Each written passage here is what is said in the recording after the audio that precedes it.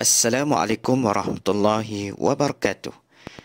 Alhamdulillah, kali ini kita akan terus lagi dengan kelas pembelajaran Pendidikan Islam tahun 4 dengan tajuk Sirah Dakwah Nabi Muhammad sallallahu alaihi wasallam.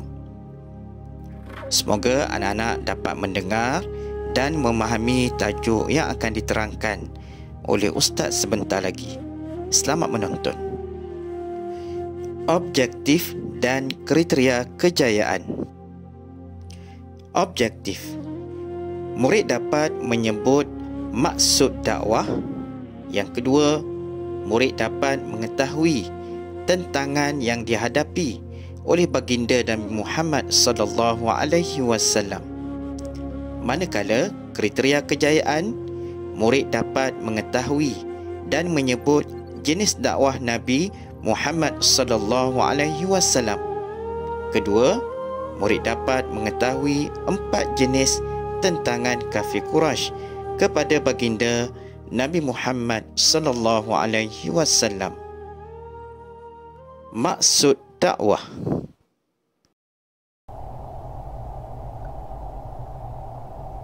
Maksud dakwah. Assalamualaikum kawan-kawan. Saya urus setia misi dakwah perkampungan orang asli. Pada hari ini, saya akan menerangkan cara dakwah Nabi Muhammad sallallahu alaihi wasallam. Suka saya ingatkan bahawa dakwah bermaksud menyeru dan mengajak umat manusia untuk beriman dan taat kepada Allah Subhanahu wa taala serta kembali ke jalan yang benar.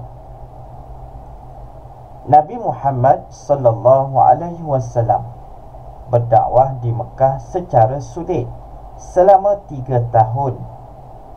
Baginda berdakwah kepada kaum kerabat yang rapat dengannya terlebih dahulu.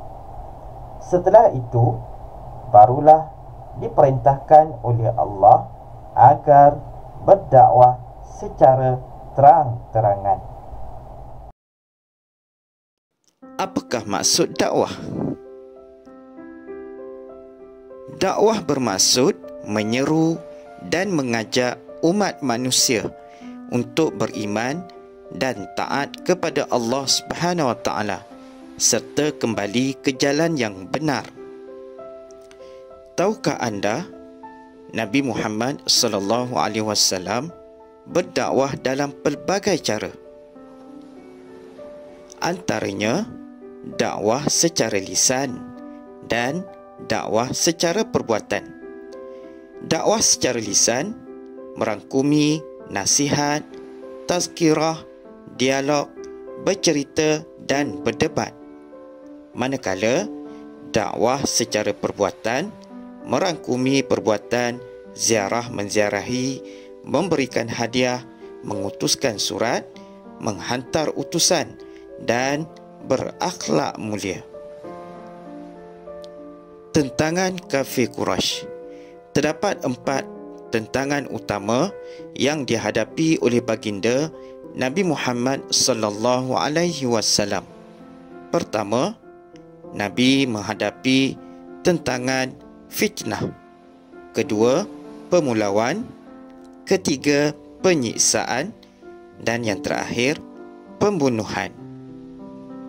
Fitnah. Baginda Nabi Muhammad sallallahu alaihi wasallam ditohmah, sampaikan dituduh sudah gila.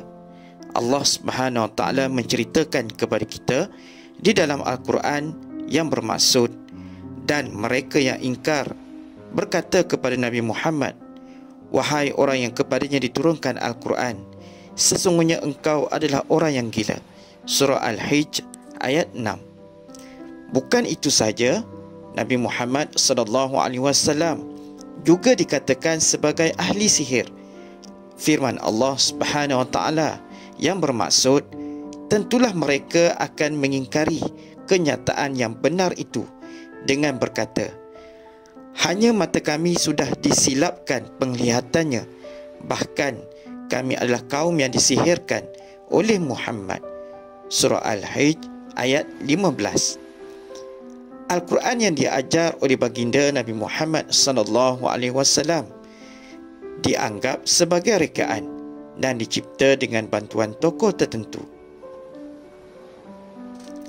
Pemulawan.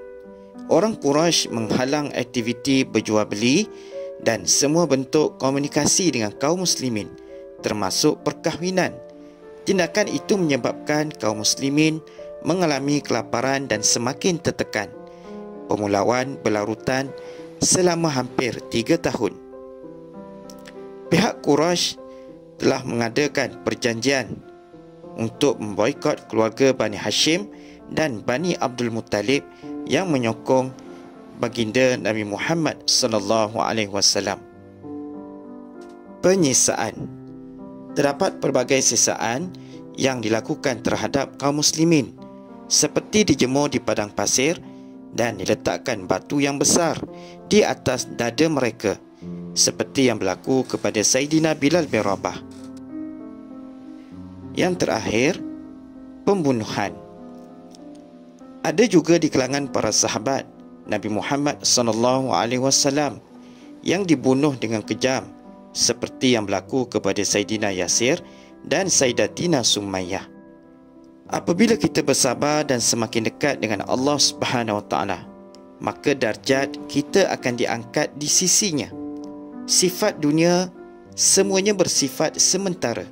Setiap kesusahan pasti akan datang kesenangan. Hidup berputar bagaikan roda. Selagi bernyawa, begitulah putarannya. Andai kita merasakan hidup terlalu teruk diuji, mungkin itu perjalanan untuk menjadi insan yang hebat.